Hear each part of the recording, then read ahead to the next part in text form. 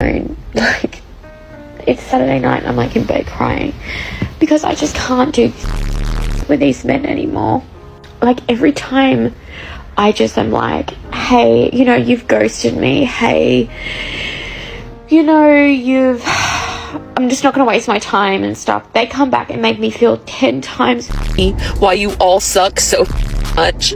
I can honestly sit here and say, as a 34-year-old woman, I have not met one goddamn good man. So please, someone explain to me why the that is.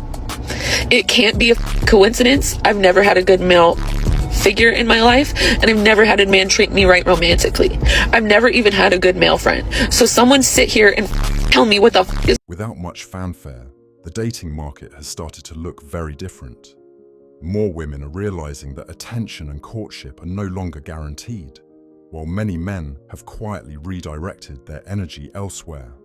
So what caused this shift, and why are these conversations appearing everywhere online? The real story isn't conflict, it's quiet indifference. I have the ring already. All you gotta do is get on your knees and propose. Your Honor, she is not gonna rob me of my manhood and demand that I'm gonna do it that way. I'm gonna get a ring. I'm gonna propose to her when the time is right. Take this one. I have not even got to build a relationship with her family. In case no one else has figured this out, y'all are not compatible. You are living in a fantasy world, baby. In a fantasy world. Your Honor, this is not your husband. But Your Honor, I spent so much time invested in him. Your It's not fair. It's not fair. It may not be fair, but it's true.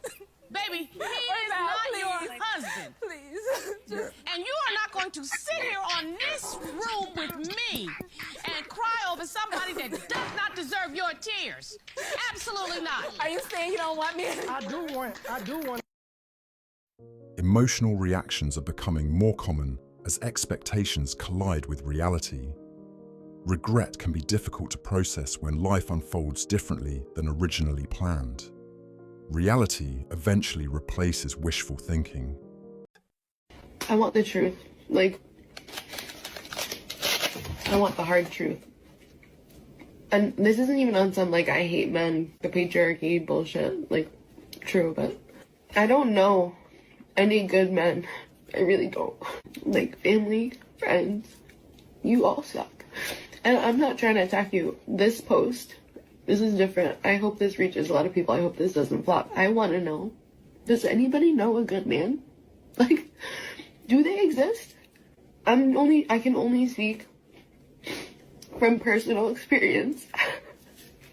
It seems like after a certain amount of time, whether it takes 4 days or 4 decades, they all end up being like sort of the same level of like completely disappointing and disgusting. And all my videos are like I know why. It's because of the patriarchy. I know why. I know why it's so common to find a piece of shit man. But my question is, like, do good ones exist? Like, for real. I want the truth. Don't be like, oh no, they do. If you know one, please explain who he is and why he's actually a good man. And don't be like, oh, he always takes. Despite what many claimed for years, intimacy clearly matters to them as well. As more men become selective and stop chasing validation through dating, many women are finding themselves in situations they never expected. The reaction has been impossible to ignore across social media.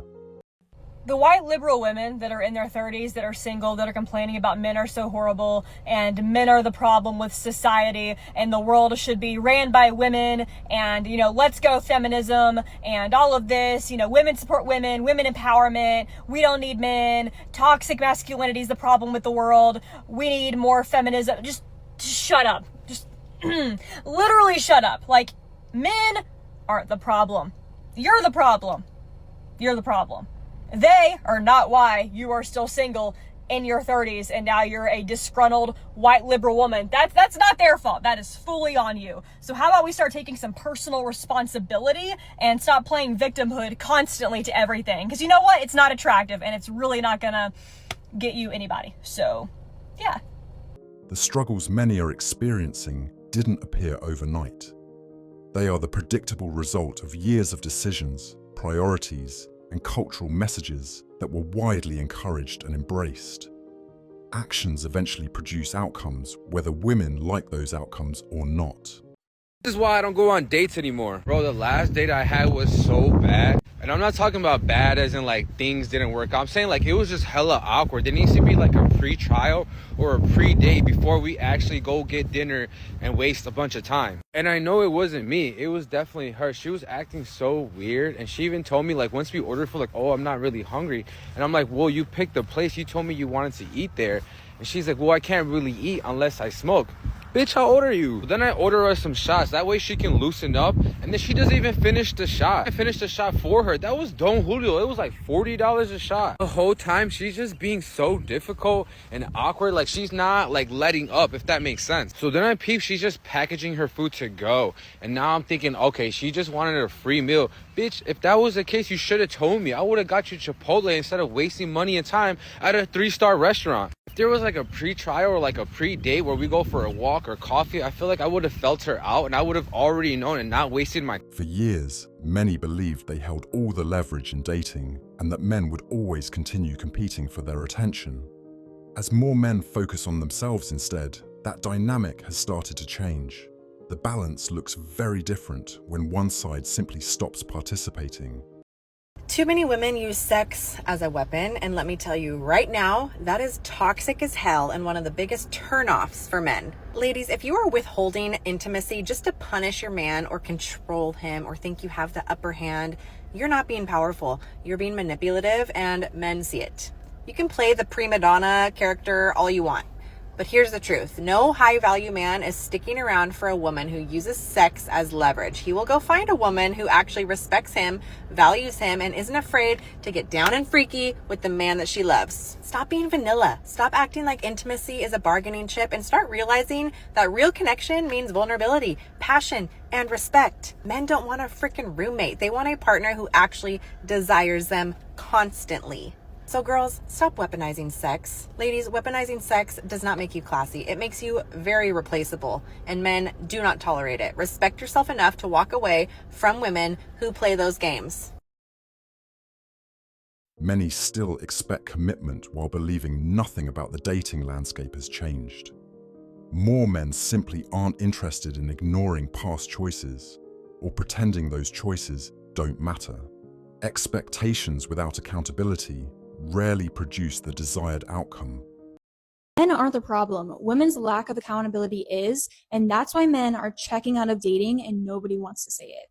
Women love to complain about men, how men don't want to commit, don't want to date, don't want to put in effort, don't want to do this and that, but rarely do women stop to ask what role they play in the problem. And trust me, girl, I used to be the same way until I realized what was really going on. The truth is, men are tired of being told they're never enough. They're tired of being called toxic for being masculine, tired of being shamed for wanting to lead, and tired of being treated like they're disposable. Why would a man want to date when he's constantly told he's the problem?